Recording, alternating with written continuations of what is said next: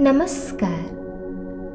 नींद की प्याली में आपका हार्दिक स्वागत है। आज हम आपके लिए एक मधुर कहानी लाए हैं जो आपकी थकान और चिंताओं को धीरे धीरे दूर कर देगी, ताकि आप मीठी नींद की गोद में समा सकें। एक आरामदायक जगह पर बैठें या लेट जाएं और अपनी आंखें बंद करें और गहरी सांस लें। फिर धीरे धीरे बाहर छोड़ें। हर सांस के साथ अपनी परेशानियों को बाहर निकालने की कल्पना करें। अब खुद को इस कहानी के हर शब्द में डूबने दें और शांति के सागर में बह जाएं। तो आइए शुरू करते हैं। मेरे चिकित्सक बनने की प्रेरणा मुझे कहीं और से नहीं बल्कि मेरे नाना जी से मिली थी। वे हमारे गांव के प्रसिद्ध आयुर्वेदचार्य थे। दूर दराज के गांव से लोग उनके पास अपनी बीमारियों का इलाज करने आते थे।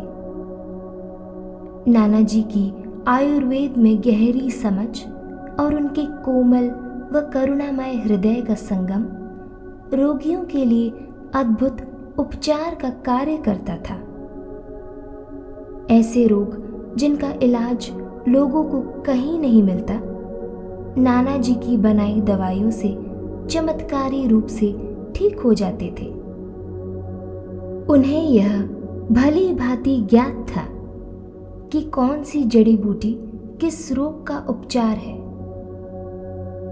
और वे दुर्लभ औषधीय वनस्पतियों को कहां से लाना है, यह भी उन्हें पता था।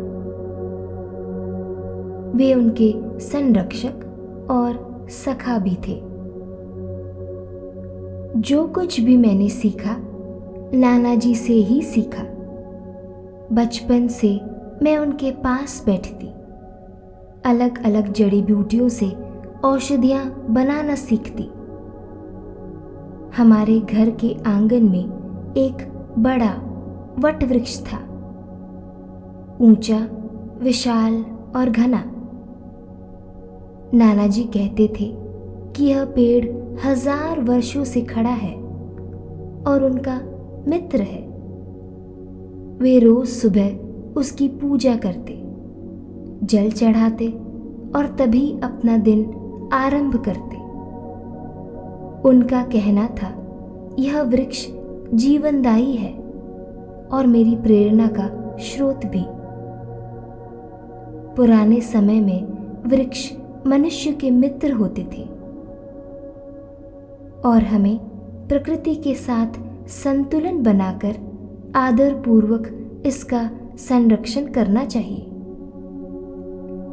कई बार नगर प्रशासन के लोग आए इस पेड़ की जड़ों को काटने के लिए, जिससे उसकी शाखाएं सड़क पर ना फैले।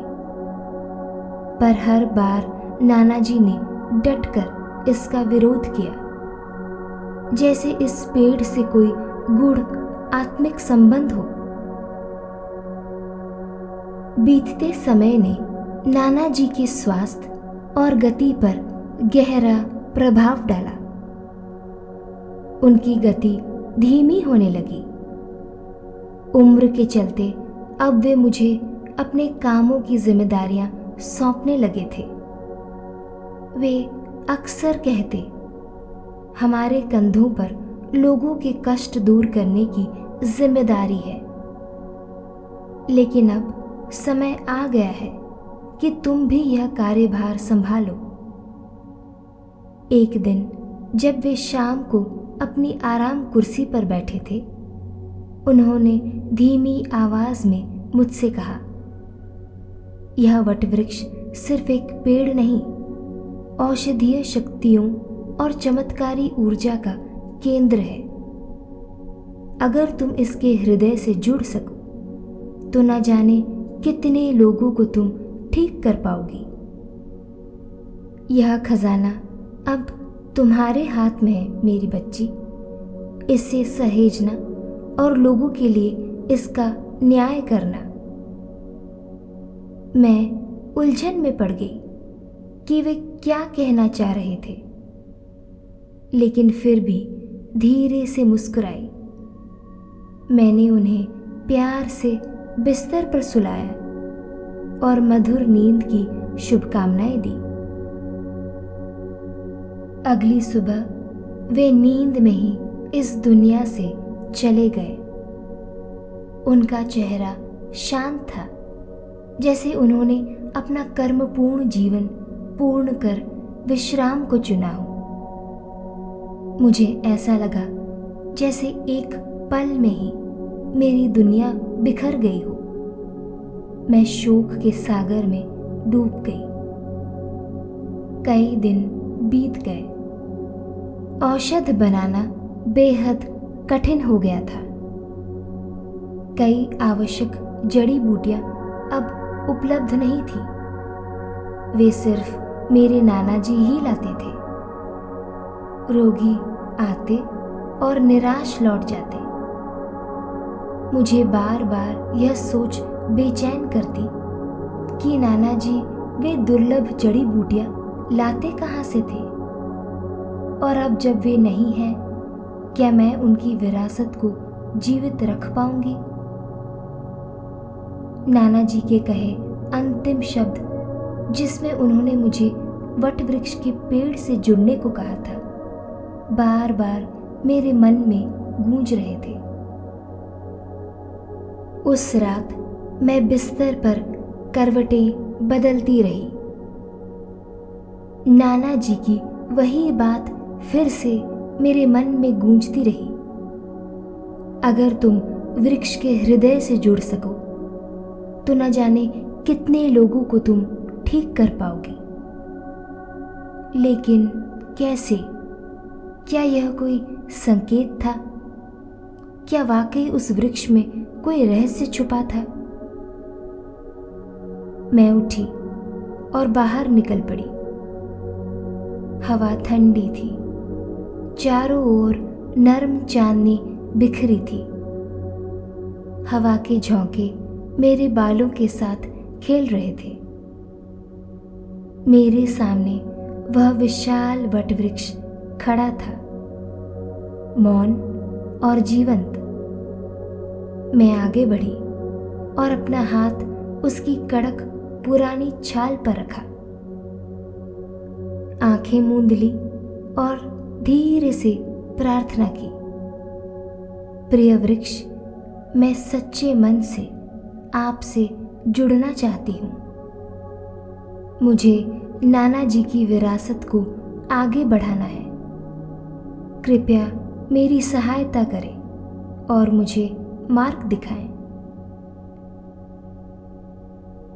तभी मेरे हथेली में एक कंपन सी महसूस हुई, जैसे मेरी ऊर्जा और पेड़ की ऊर्जा एक हो रही हो। और तभी पेड़ के तने से एक मंद स्वर्णिम प्रकाश फूट पड़ा। पेड़ का तना धीरे धीरे दो भागों में बंटने लगा, जैसे कोई द्वार खुल रहा हो। मैं स्तब्ध रह गई। यह तो कोई जादुई द्वार था। तेज प्रकाश मेरी आंखों को चौंधिया रहा था। द्वार के अंदर एक संकरा रास्ता दिखा, जो मुलायम हरी घास से ढका हुआ था। ऐसा लग रहा था मानो पेड़ मुझे आमंत्रण दे रहा हो। मेरे दिल की धड़कन तेज हो गई, लेकिन फिर भी मैं साहस बटोरकर उस मार्ग में उतर गई। कई कदमों के बाद जब मैं उस सुरंग से बाहर आई तो अपने आप को दिन की उजली रोशनी में एक तैरते हुए दीप पर खड़ा पाया जो आकाश में उड़ रहा था। मुझे अपनी आंखों पर विश्वास करना मुश्किल हो रहा था। क्या मैं सचमुच एक पेड़ के भीतर चलकर किसी और दुनिया में आ गई हूं? यह सब किसी स्वप्न जैसा प्रतीत हो रहा था, मानो मैं परियों की सुंदर जादुई दुनिया में प्रवेश कर चुकी हूं। मेरे चारों ओर एक सुंदर रहस्यमयी संसार फैला था। लहराती हुई हरी घास मानो धरती ने अपनी सबसे सुंदर चादर ओढ़ ली हो। रंग बिरंगे जंगली फूलों की खुशबू हवा में घुली हुई थी। दूर दूर तक नीले झरने बह रहे थे जिनका निर्मल जल सूरज की सुनहरी किरणों से यूं चमक रहा था मानो हीरों की बौछार हो रही हो। ये एक स्वप्निल दृश्य था जो मेरे मन को मंत्रमुग्ध कर रहा था। आसमान में नीलमणि जैसे चमकीले पंखों वाले मोर खुशी और बेफिक्र होकर उड़ान भरते, जैसे किसी दिव्य संगीत की लहरों पर नाच रहे हों। नदी के बहते पानी की मधुर आवाज, पत्तों की सरसराहट और हवाओं की मीठी सरगम मिलकर एक ऐसा जादुई संगीत रच रही थी जो आत्मा को भी छू जाए। सामने कुछ छोटी छोटी कुटियाएं थी जो फूलों की बेलों से ढकी हुई थी, शांत, सजीव और आत्मीय। यह दृश्य किसी परिकथा के स्वप्न लोक से कम नहीं था और मैं जैसे इस स्वप्न का हिस्सा बन चुकी थी। तभी पीछे से एक सौम्य गूंजती हुई आवाज आई, स्वागत है तुम्हारा बेटी। मैं मुड़ी तो देखा एक वृद्ध पुरुष शांत मुस्कान के साथ खड़े थे। उनके चेहरे पर मासूमियत की एक अलौकिक आभा थी और उनकी झुर्रियों में समय के साथ संचित अनुभव और ज्ञान की गहराई साफ झलक रही थी। उन्होंने कोमलता से आगे कहा, हम तुम्हारा वर्षों से इंतजार कर रहे थे।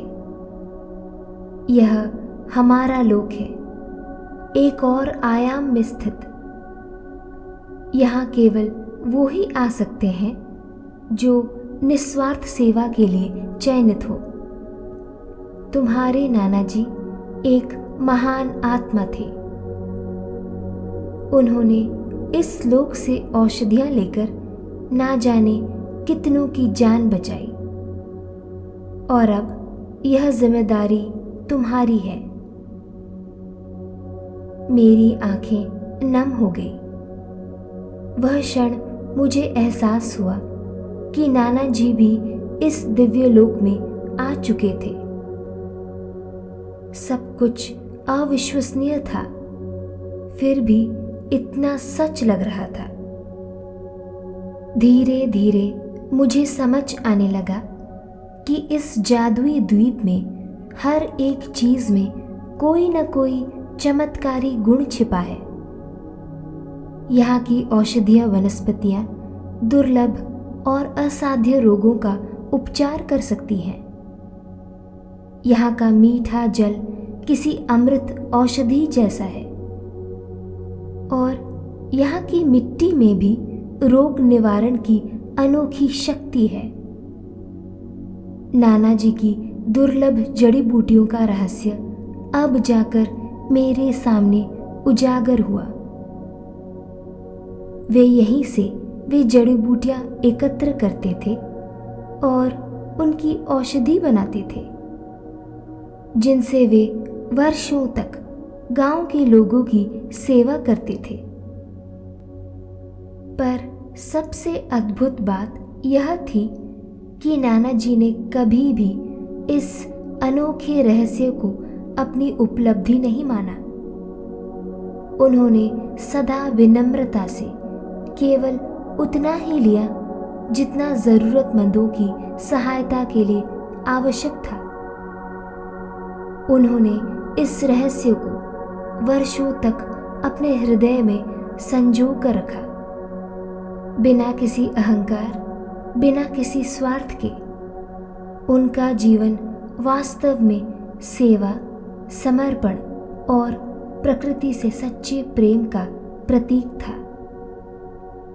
हर बार जब मैं उस जादुई द्वीप में जाती तो न केवल प्रकृति की अनुपम सुंदरता देखती, बल्कि वहाँ रहने वाले उस वृद्ध पुरुष और उनके शिष्यों से अद्भुत ज्ञान भी प्राप्त करती। वे बड़े प्रेम और धैर्य के साथ मुझे अनेक जड़ी बूटियों की पहचान कराते, उनके गुणों के बारे में विस्तार से समझाते। उन्होंने बताया कि कौन सी दुर्लभ वनस्पति किस रोग में कैसे लाभ पहुंचा सकती है और किस तरह से प्रकृति स्वयं एक महान वैद्य है। बस आवश्यकता होती है उसे सही दृष्टि से देखने की। प्रकृति के पास हर पीड़ा का समाधान है। वह कभी शिकायत नहीं करती, बस देती रहती है, निरंतर, निस्वार्थ और मौन रहकर। बल्कि वहाँ रहने वाले उस वृद्ध पुरुष और उनके शिष्यों से अद्भुत ज्ञान भी प्राप्त करती। एक दिन उन्होंने मुझे एक साधारण पात्र में भरा हुआ जल दिखाया और मुस्कुराकर बोले, यह केवल पानी नहीं है। यदि इसमें तुम्हारी भावना, तुम्हारा प्रेम और तुम्हारा सकारात्मक विचार घोल दिया जाए तो यह स्वयं औषधि बन जाता है। और सच में मैंने देखा कि उनकी ऊर्जा से वह जल जैसे दिव्यता से भर उठा हो। उन्होंने मुझे सिखाया कि हमारा मन सबसे शक्तिशाली औजार है। यदि मन स्थिर हो, शांत हो और शुद्ध हो तो शरीर की हर पीड़ा को वह स्वयं ठीक करने की दिशा में ले जा सकता है। उनका ज्ञान केवल औषधियों तक सीमित नहीं था, बल्कि जीवन के गूढ़ रहस्यों से भी भरा था। यह अनुभव मेरे लिए एक नया दृष्टिकोण लेकर आया।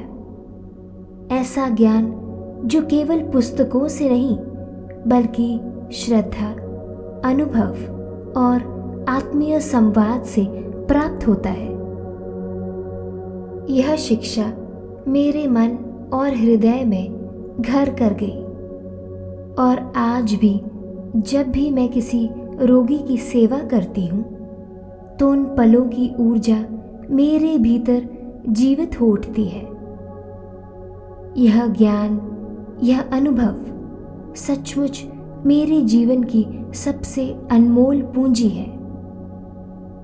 धीरे धीरे मेरी आत्मा इस दिव्य लोक से गहराई से जुड़ती चली गई। हर बार जब मैं वहां जाती, कोई नई वनस्पति, कोई नया रहस्य मेरे सामने खुलता, जो किसी न किसी पीड़ा का समाधान बन जाता। इस अलौकिक भूमि से मेरा रिश्ता अब केवल औषधियां लेने तक सीमित नहीं था। यह एक आत्मिक संबंध बन चुका था। जैसे जैसे समय बीतता गया, इस लोक की ऊर्जा मेरे हृदय में बसती गई। मुझे ऐसा लगता जैसे यह दुनिया मुझे अपना एक अंश मान चुकी हो, एक सेतु जो धरती की पीड़ा और इस स्वर्गीय लोक की करुणा के बीच पुल बनकर खड़ा है।